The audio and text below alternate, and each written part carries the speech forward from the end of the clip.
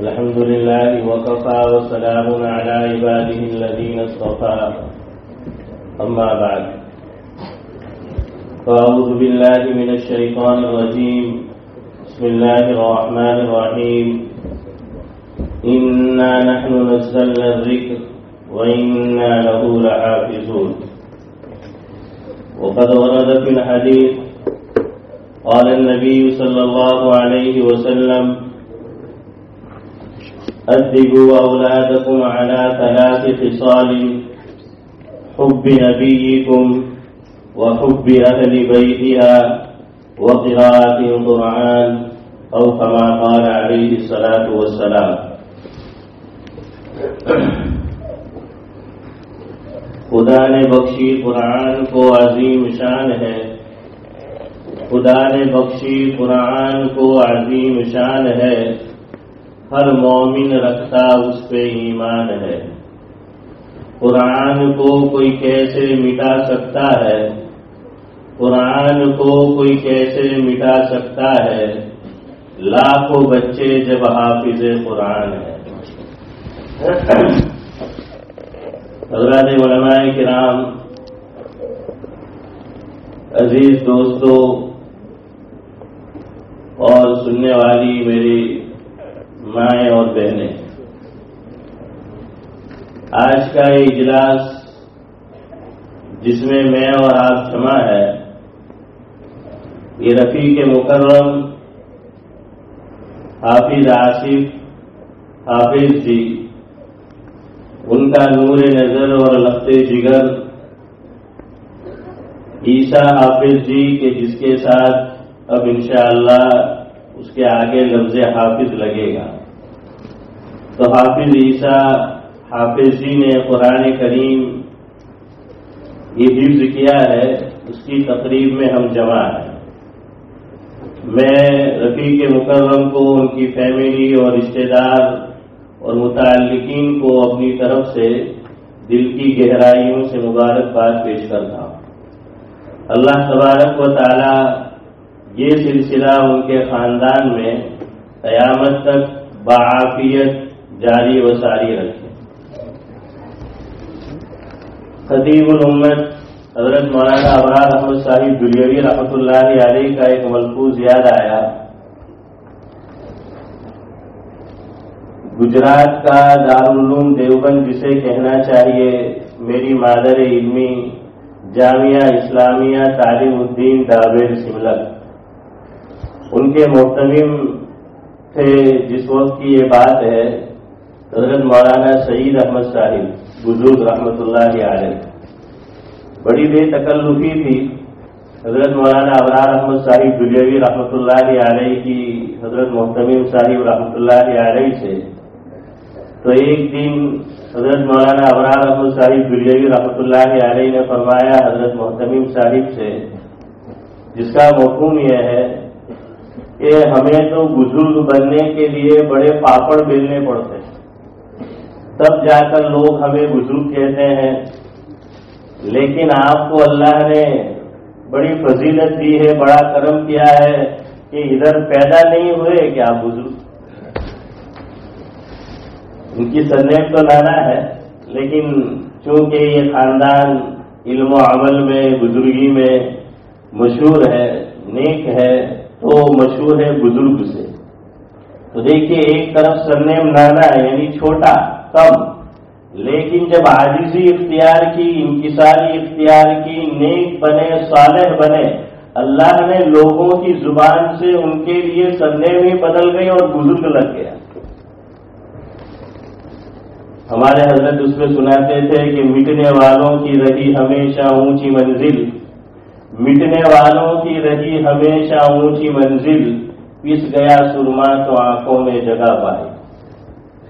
تو بہرحال وہ پیدائشی بزرگ، تو یہ حافظ عیسیٰ جو ہے ان کا خاندان سرنے میں حافظ جی، تو یہ اگر حافظ آج بنا ہے تب بھی وہ حافظ جی تھا.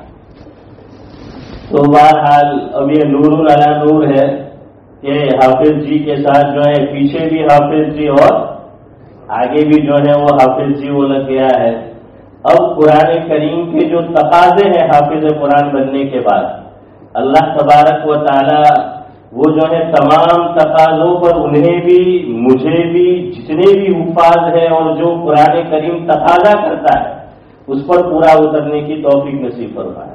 صرف حافظ قرآن بن جانا کافی نہیں ہے، ان کے تقاضوں کو پورا کرنا بھی ضروری ہے، ورنہ جہاں یہ ایک سعادت کی چیز ہے کل قیامت میں پکڑ کا سبب بھی بن سکتا ہے۔ حضور نے فرمایا مفہوم یہ ہے کہ قرآن تیرے لیے بھی حجت ہے اور تیرے خلاف بھی حجت بن سکتا ہے۔ اس لیے ماں باپ کی یہ ذمہ داری ہے کہ ہم اپنی اولاد کو صرف حافظ قرآن بنا کر اس میں خوش نہ ہو جائے، بلکہ بہت بڑی ذمہ داری ہے کہ یہ قرآن کریم از اول تا آخر اس کے سینے میں محفوظ رہے۔ یہ جو ہے اصل چیز ہے۔ آج کا جو ماحول ہے ہم سب واقف ہیں، گھر کے اندر پلے اسٹیشن، اور اب تو پلے اسٹیشن نہیں ہے، سب پلے اسٹیشن ہے۔ ہاں ایک پیسے اٹھاؤ تو فون لے کے بیٹھ جاتے ہیں، فون لے لو تو آئی پیڈ لے کے بیٹھ جاتے ہیں، آئی پیڈ لو تو وہ تو یعنی ہم کہتے ہیں کہ بھائی ابھی اسٹیشن پلے کا ہے، لیکن یہ پتہ نہیں کون کون سے پلے اسٹیشن نکال رہے ہیں، تو بڑا مشکل ہو گیا ہے۔ تو ماں باپ کی، اساتذہ کی، سرپرستوں کی ذمہ داری ہے کہ قرآن کریم ان کے سینے میں پختگی کے ساتھ جو ہے وہ محفوظ رہے، ورنہ یہ میرا بھی تجربہ ہے، بعض بچے میرے پاس بھی حافظ بنے، پھر ماں باپ نے یہ سوچا کہ بس حافظ بن گئے، دوڑ نہیں کروائے، اٹھا لیا۔ ہم نے ان کو سمجھایا کہ بھائی اصل جو ہے وہ دور کرنا ہے، تب جا کر جو ہے وہ قرآن کریم سینے میں محفوظ رہے گا، لیکن وہ کہتے ہیں کہ بس اب بچہ نہیں مانتا، یہ ہے وہ ہے فلانا ہے، تو اس پہ بھی دور جو ہے یہ اصل ہے۔ ہاں دور کرنا یہ اصل ہے، تو اس لیے بچوں کو یہ سمجھائے کہ بھائی حافظ قرآن بننے کے بعد 1 سال اگر اچھی طرح یاد ہے، ورنہ 2 سال وہ دور کے لیے جو ہے وہ فارغ کیا جائے اور قرآن کریم کو پختگی کے ساتھ یاد رکھا جائے۔ بقول ہمارے بزرگ حافظ ضامن شہید رحمۃ اللہ علیہ، یہ تو جنم روگ ہے۔ حافظ قرآن کیا ہے؟ یہ حفظ قرآن کی سعادت یہ جنم روگ ہے کہ اب اس کو مرتے دم تک یاد کرنا ہے، پڑھتے پڑھتے مرنا ہے اور مرتے مرتے پڑھنا ہے۔ اللہ تبارک و تعالی اس کی جو ہے وہ توفیق مجھے بھی اور تمام حفاظ کو جو ہے وہ بخشے۔ دیکھیے اللہ تبارک و تعالی نے، میں نے قرآن کریم کی ایک آیت اور حضور کا ایک ارشاد پڑھا ہے، تو جتنا وقت مجھے دیا گیا ہے تو اس میں کوشش کروں گا کہ اپنی بات کو آپ تک اچھی طرح پیش کر سکوں۔ قرآن نے فرمایا انا نحن نزلنا الذکر وانا لہ لحافظون۔ حکم یہ ہے کہ بے شک ہم ہی نے قرآن کریم کو نازل کیا اور ہم ہی قرآن کریم کی حفاظت کرنے والے بھی ہیں۔ اصل محافظ یہ اللہ تبارک و تعالی ہے، لیکن اس نے کچھ ظاہری سبب بھی جو ہے وہ رکھے، اور اللہ تبارک و تعالی کسی چیز کی حفاظت میں نہ میرا محتاج ہے نہ آپ کا محتاج ہے، وہ انسانوں کا بھی محتاج نہیں۔ وہ جب کسی چیز کی حفاظت کرانا چاہے، اپنے گھر کی حفاظت کرانی تھی بیت اللہ کی، ابابیل سے کام لے لیا۔ حضرت نبی کریم صلی اللہ علیہ وسلم غار ثور میں ہے، وہاں دشمنوں سے حفاظت کرانی ہے، مکڑی کے جالے سے کام لے لیا۔ حضرت موسیٰ علیہ السلام جلیل القدر پیغمبر ہے، ان کی حفاظت کرانی ہے تو خدا کی قدرت تو دیکھیے، اس کی کبریائی تو دیکھیے، جو مٹانے پہ تلا ہے کہ یہ نبی نہ بن پائے اور میرے خلاف جو ہے وہ کھڑا نہ ہو۔ اللہ کی قدرت دیکھیے کہ موسیٰ علیہ السلام کو دشمن کے گھر میں پلایا، تو یہ اس کی قدرت ہے، وہ اس کی حفاظت جیسے کرنا چاہے وہ کر سکتا ہے۔ اس لیے اگر میں حافظ قرآن ہوں، آپ حافظ قرآن ہیں، ہماری اولاد حافظ قرآن ہے، یقیناً سعادت کی چیز ہے، لیکن اللہ ہم پہ ڈیپینڈنٹ نہیں ہے۔ ہم یہ سمجھے کہ اللہ نے مجھے قبول کیا ہے، یہ اس کا بڑا فضل ہے، ورنہ وہ کیسے حفاظت کراتا ہے اپنے کلام کی؟ 2 مثالیں پیش کرتا ہوں۔ اللہ اکبر، میں نے تو جب پڑھا تو میں دنگ رہ گیا کہ خدا تعالیٰ چاہتا ہے تو کس طرح اپنے کلام کی جو ہے وہ حفاظت کراتا ہے۔ اندلس، اسپین، آپ نے نام سنا ہے، مسلمانوں کی سال ہر سال حکومت رہی۔ پاکستان کے اندر ایک قلم نگار ہے، رائٹر ہے جاوید چودھری۔ جاوید چودھری اپنے ایک قلم میں تحریر فرماتے ہیں جس کا خلاصہ یہ ہے کہ ان کا دورہ ہوا اندلس کا، اور وہ پہنچے الحمرا، جو محل ہے آپ جانتے ہیں، احمر عربی زبان میں سرخ کو کہتے ہیں، تو چونکہ وہ محل یہ سرخ ہے الحمرا، تو اس وقت جو بادشاہ تھا جس نے اس کو بنوایا اس کا نام تاریخ میں لکھا ہے محمد بن یوسف علیہ الرحمہ۔ تو وہ جب محل بن کر تیار ہو گیا، بڑا خوبصورت محل تھا، اور اس کی نگاہوں میں خوب جچا یہ محل، تو اس کی زبان سے نکل گیا کہ یار میں نے کیا محل بنوایا، میں نے کیا محل بنوایا ہے، پتہ نہیں اس جیسا محل کوئی بنوا بھی سکے گا یا نہیں۔ لیکن خدا رسیدہ تھا، زبان سے نکلنے کو تو نکل گیا، لیکن فوری طور پر اسے تنبہ ہوا۔ اللہ نے تنبیہ کی کہ کیا بولا کہ تو نے بنوایا، ایسا کوئی بنا نہیں سکتا، یہ ہمارا اتنا شاندار محل۔ تو اس نے جب احساس ہوا فوری طور پر بلایا درباریوں کو، کاریگروں کو، اور کہا کہ سنگ مرمر لایا جائے۔ لاکھوں ٹن بادشاہ کا حکم تھا، سنگ مرمر لایا گیا۔ سنگ مرمر اس نے جو ہے وہ پورے محل کے اندر لگایا اور کہا کہ اس پہ لکھ دو لا غالب الا اللہ۔ آج بھی آپ جاؤ آپ کو لکھا ہوا ملے گا۔ تو پورے محل کے اوپر اس نے سنگ مرمر لگوایا اور اس پہ لکھوایا کہ لا غالب الا اللہ۔ اب مسلمانوں کی حکومت جو ہے وہ چلی گئی، کن کے ہاتھ میں ہے آپ جانتے ہیں، لیکن وہ چیز ابھی بھی لکھی ہوئی موجود ہے، لا غالب الا اللہ۔ اور قرآن کی آیت کے کچھ ٹکڑے جو ہیں وہ لکھے ہوئے ہیں۔ حکومت نے یہ پابندی لگا رکھی ہے کہ کوئی آدمی اسے چھو نہیں سکتا۔ آج بھی وہ چیز لکھی ہوئی ویسی ہی جو ہے وہ موجود ہے۔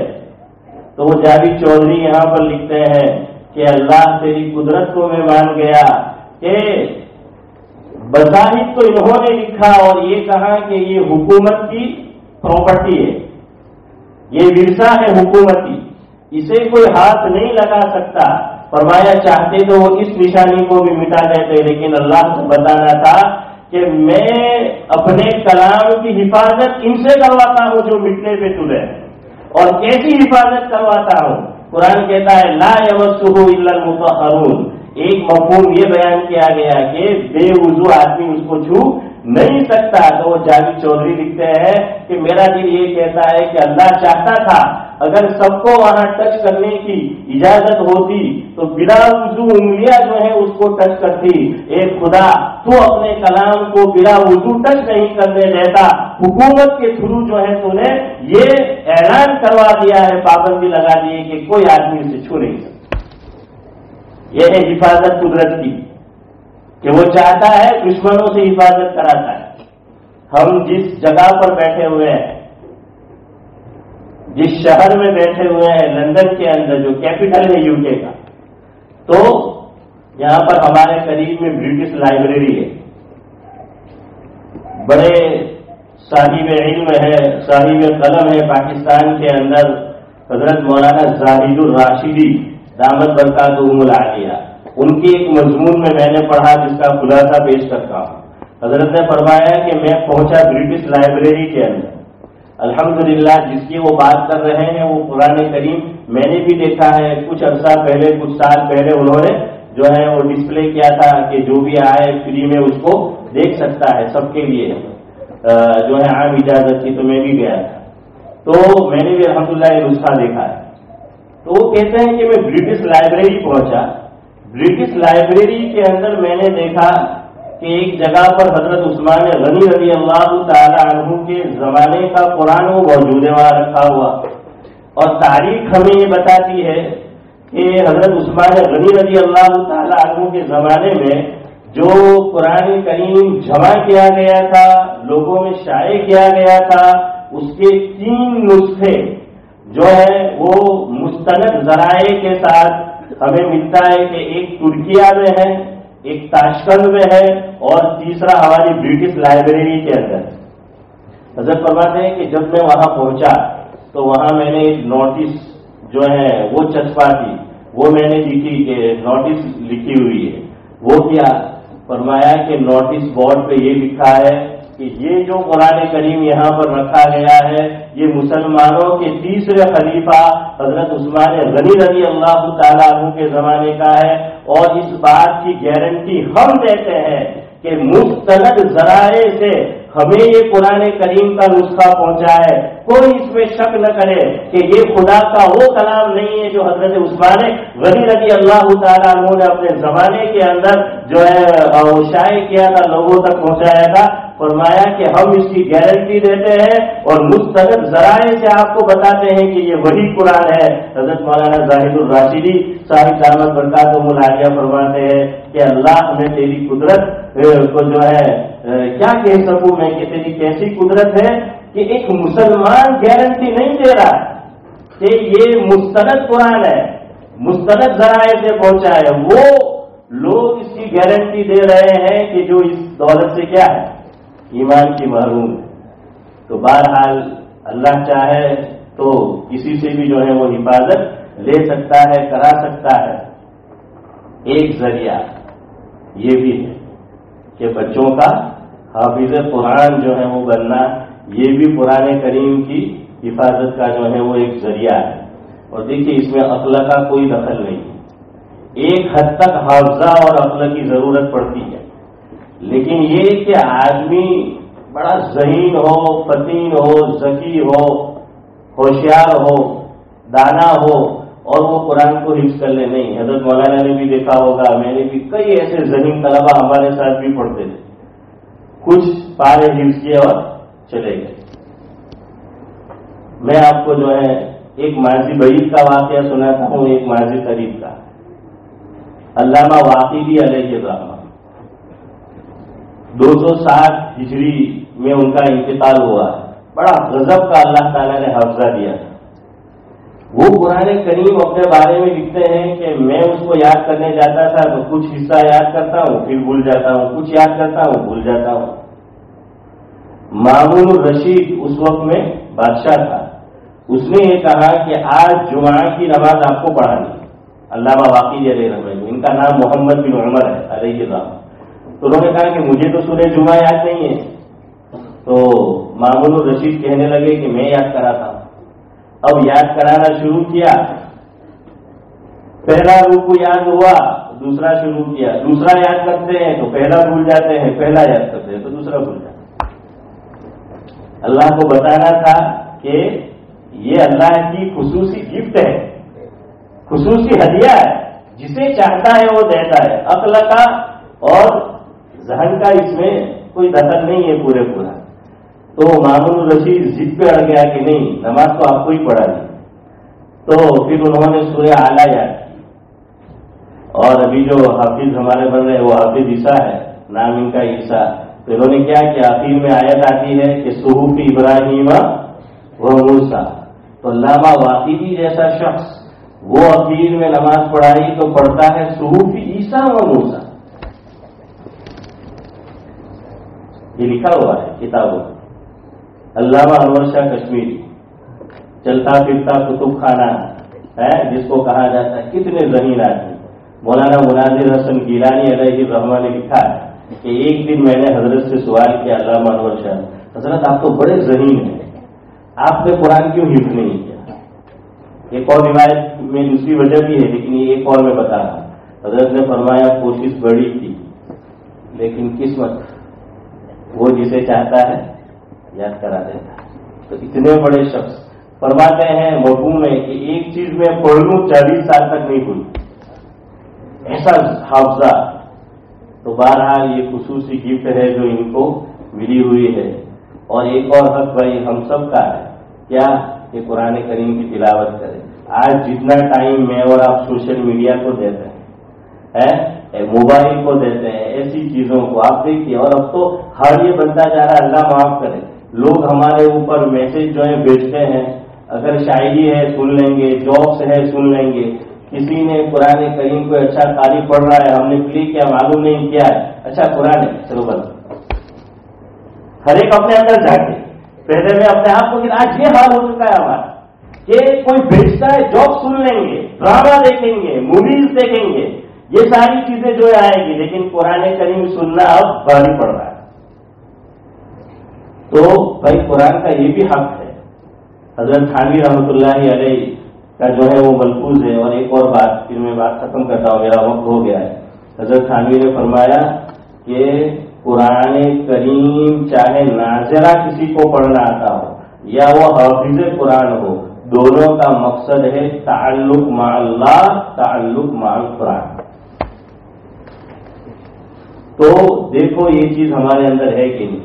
تو اللہ تبارک و تعالی ہمیں روزانہ جو ہے وہ قرآن کریم کی کچھ نہ کچھ تلاوت کی بھی توفیق نصیب فرمائے۔ حضرت مولانا یوسف موتانا صاحب رحمۃ اللہ علیہ، اللہ مرحوم کو غریق رحمت کرے، اپنی والدہ کا واقعہ حضرت نے ذکر فرمایا کہ میری ایک بہن کی پیدائش ہونے والی، میری والدہ کا معمول تھا روزانہ ایک منزل پڑھنے کا، تو اب درد ذہن شروع ہونے کو ہے، ایسا لگ رہا ہے، اور وہ وقت تھا ان کا کہ اسی وقت پہ وہ پڑھتی تھی، لیکن ان کو یہ خوف ہوا کہ ابھی بچی پیدا ہوگی، تقریباً اب وقت قریب ہے تو میں پڑھ نہیں سکوں گی۔ تو اس حالت میں وہ اللہ سے دعا کر رہی ہے کہ اللہ میرا معمول نہ چھوٹ جائے، چونکہ پھر تو نفاس کا خون ہوگا، قرآن پڑھ نہیں سکتی۔ حضرت فرماتے ہیں میری والدہ کی اللہ نے دعا قبول فرمائی، والدہ نے اس حالت میں بھی وہ منزل پڑھی اور پھر بہن پیدا ہوئی۔ کہ اس حالت میں ایسی دعا۔ آخری بات میں نے کہا، حضور نے فرمایا اپنی اولاد کو 3 چیزیں سکھاؤ، میری محبت یعنی حضور اکرم صلی اللہ علیہ وسلم کی، اہل بیت کی جو ہے وہ محبت، اور تیسرا قرآن کریم کا پڑھنا۔ حافظ بنائے بہت اچھا، نور علی نور، ورنہ قرآن کریم کچھ بھی بناؤ اولاد کو اپنی، جس کی شریعت اجازت دے کہ وہ پڑھاؤ، جدید علوم، نئے فنون، لیکن پہلے اس کو قرآن کریم پڑھاؤ، اس کو ختم کراؤ۔ چاہے اللہ نے ہمیں مال و دولت دے رکھا ہے، جو کچھ دے رکھا ہے، آپ کو بنانا ہے، ڈاکٹر بنانا ہے، لائر بنانا ہے، جو کچھ آپ کو جو ہے وہ سائنٹسٹ بنانا ہے، پہلے اسے پکا مسلمان بنانا ہے، بچپن میں قرآن پڑھاؤ۔ جو ہے یہ چیز اس کو راستے سے بھٹکنے نہیں دے گی۔ میں اپنی گفتگو اکبر الہ آبادی کی ایک رباعی اور ایک شعر پہ ختم کرتا ہوں۔ انہوں نے یہی چیز کہی ہے کہ اس کو مسلمان بناؤ، قرآن پڑھاؤ بچپن میں، پھر چاہے جو علوم فنون پڑھاؤ، انشاءاللہ وہ مذہب نہیں چھوڑے گا۔ وہ کہتے ہیں تم شوق سے کالج میں پڑھو، تم شوق سے کالج میں پڑھو، پارک میں پھولو، جائز ہے چرخ میں اڑو، پر ایک سکون بندے ناچیز کا رہے یاد، اپنی حقیقت کو اور اللہ کو نہ بھولو۔ ہماری حقیقت کیا ہے؟ مسلمان ہے، اور اللہ کو نہیں بھولنا ہے۔ مسلمان ہے تو گر تمہیں خواہی مسلمان زیستن، نیست ممکن جز بقرآن زیستن۔ اقبال نے کہا ہے کہ مسلمان بننا چاہتا ہے، رہنا چاہتا ہے، قرآن کے بغیر ممکن نہیں ہے۔ اور اکبر الہ آبادی نے کہا فلسفی یہ کہتا ہے کہ مذہب گیا تو کیا، فلسفی یہ کہتا ہے کہ مذہب گیا تو کیا ہوا، میں یہ کہتا ہوں یہ گیا تو سب کچھ گیا۔ اللہ تبارک و تعالی جو ہے ہماری آنے والی نسلوں کو بھی جو ہے دین سے جڑے رہنے کی، قرآن کریم سے جڑے رہنے کی توفیق نصیب فرمائے۔ اللہ تبارک و تعالی رفیق مکرم کا جو ادارہ ہے، اور ہمارے مولانا الیاس صاحب کا بھی ادارہ ہے، ہماری مساجد میں بھی جو مقاصد چلتے ہیں، جتنے بھی لوگ دین کے کام کر رہے ہیں، اللہ تبارک و تعالی تمام کو دین دونی رات چگنی جو ہے وہ ترقی سے